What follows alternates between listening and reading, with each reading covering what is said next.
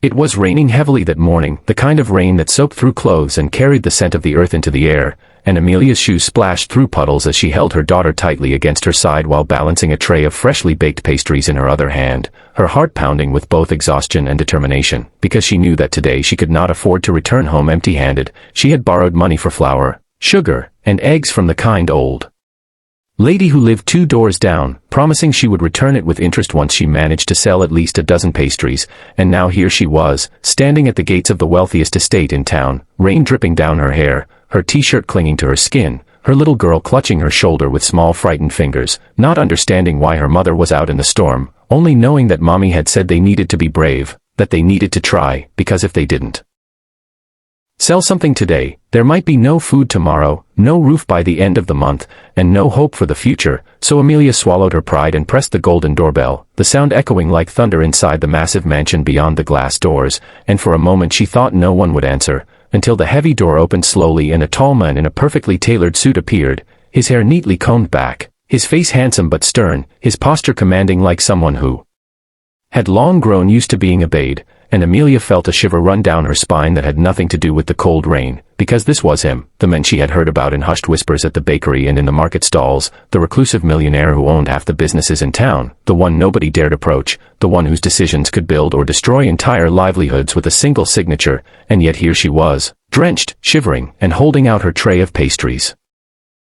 Like a desperate beggar, her voice trembling as she forced herself to speak, "Can I sell you a pastry, sir?" And for a long moment the man did not answer, his piercing eyes studying her in silence, and she thought she saw the faintest flicker of surprise, perhaps even recognition, as if her presence stirred something buried deep within him. But then his gaze shifted to the little girl in her arms, the child with golden curls and wide innocent eyes who was now hiding her face in her mother's neck, and something softened in his expression, something almost human breaking through the hard exterior of the powerful man he was known to be, and when he finally spoke, his voice was deep, steady, but not cold as she had expected. Instead it carried a note of curiosity. "You came here in the rain to sell me pastries," and Amelia, embarrassed, lowered her eyes and nodded quickly, her wet hair clinging to her cheeks as she said, "I'm sorry, sir, I know it's not proper, but I didn't know where else to go. I baked them fresh this morning. I just need to sell a few so I can buy milk for my daughter, please, just one, they're only $2 each," and she held the tray closer, the pastries smelling sweet despite the rain, and for a moment silence hung heavy between them until the man suddenly stepped aside, gesturing for her to come in. "You shouldn't be standing out there in the storm, come inside." And Amelia hesitated, because stepping into the mansion felt like stepping into another world, one she did not belong to, but the warmth spilling from the doorway was too tempting. Her daughter shivered against her, and so she nodded gratefully, whispering "thank you," as she carefully crossed the threshold, her worn sneakers dripping onto the pristine marble floor, the contrast almost painful to her pride, because she felt like an intruder in a palace, her jeans torn at the knee, her shirt damp and clinging, her tray shaking slightly as she tried to stand straight. But the man did not scold her, he only closed the door behind her and called for someone, his voice echoing through the grand hall, and within moments a maid appeared, shocked to see the poor woman and child dripping rainwater onto the luxurious carpet. But the man dismissed the maid with a wave and instead turned back to Amelia, his eyes lingering on her tired face, the dark circles beneath her eyes, the way she seemed ready to collapse from exhaustion, and then he asked, "What's your name?"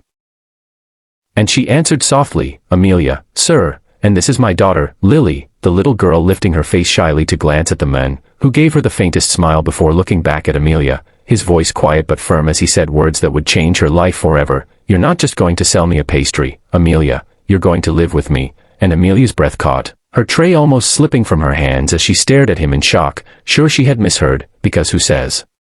something like that? What kind of man makes such an outrageous statement? And yet his expression was unreadable, serious, as though he were offering the most natural thing in the world, and Amelia stammered, I don't understand, sir, I only came to sell." But he raised a hand to stop her, his eyes unwavering. "I don't want to buy your pastries, Amelia, I want to help you. You and your daughter don't belong out there in the rain, struggling to survive day by day. You need a safe place, and I have more rooms in this house than I can ever use, so you're going to live here, starting today." And Amelia's heart pounded with fear and confusion, because though his words sounded kind, they also sounded impossible, unbelievable, even dangerous. How could a powerful millionaire invite a stranger and her child to live in his home? What did he really want from them? And yet when she looked into his eyes, she did not see lust or cruelty. She saw something else, something wounded and lonely. As if he had been waiting a long time for someone to step into his empty world, and though every instinct screamed caution, a small voice inside her whispered that maybe, just maybe, this was fate knocking at her door, and as the rain continued to pour outside, Amelia realized her life had just crossed into a chapter she could never have imagined, one that would test her strength, her trust, and her heart in ways she had never known before, and yet for the first time in years, she felt a spark of hope that tomorrow might not be as dark as yesterday, that maybe, just maybe, she and Lily were about to find a new beginning in the most unexpected place of all, and as the tray of pastries grew heavy in her trembling hands, she dared to whisper, "Are you sure, sir?" And the millionaire gave her a look that silenced all doubts, replying with quiet certainty, "More sure than anything else in my life."